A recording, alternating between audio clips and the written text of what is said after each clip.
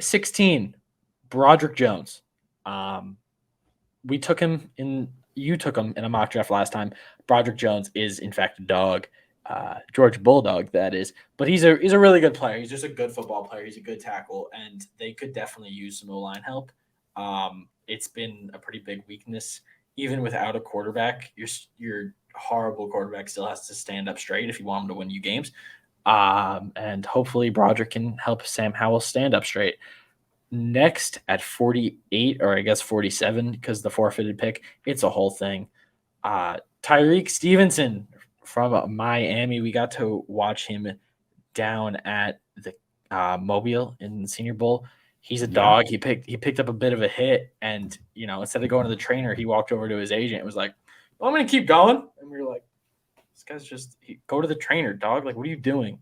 But he really just doesn't care. He'll play football whenever he wants to play football, and I think he's a good addition for them. He's a different type of corner than they currently have on the roster. He's much more of a bruiser, Yeah, basically. he's an exciting, physical player, and we Yes. noticed that down in Mobile, especially, I talked to him. That was fun.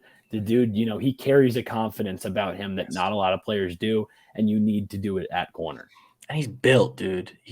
That's something that they don't have. Like, they don't have any physically imposing corners who I'm afraid of Hodgins or Slayton going up against. Like, not afraid of them.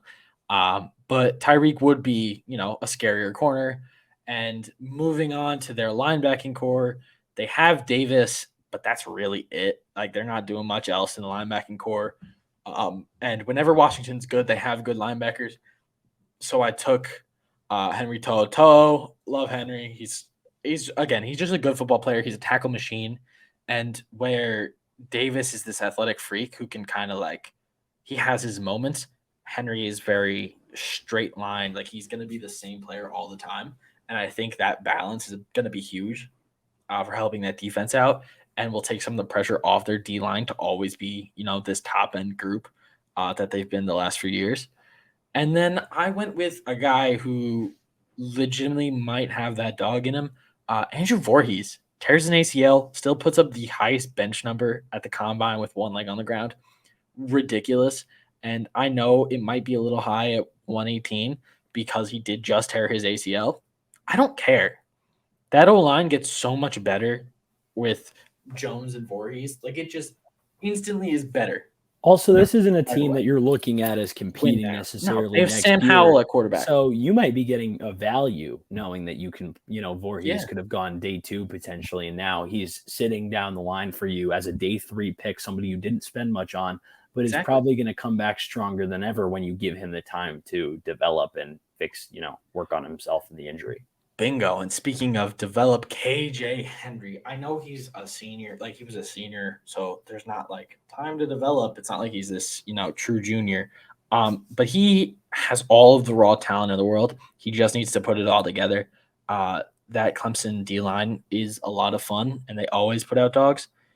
So I just think at 152, the value's there to get an edge because their edges are never really on the field. Chase Young probably starting to look like a little bit of a bust. I'm not gonna put that label on him, but he's starting to get to that point. So I just think it's good value, and that's really all you can ask for. The pick 151. So yeah, that is what I have for the Washington Commanders.